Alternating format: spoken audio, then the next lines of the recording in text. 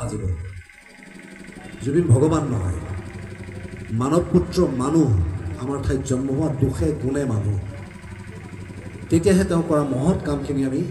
মাহাত্ম্যটো বুজি পাম উপলব্ধি কৰিব পাৰিম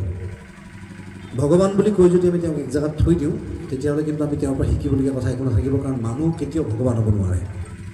আমিও ভগৱান হ'ব নোৱাৰোঁ কেতিয়াও জুবিন মানুহ তাৰ পাছতো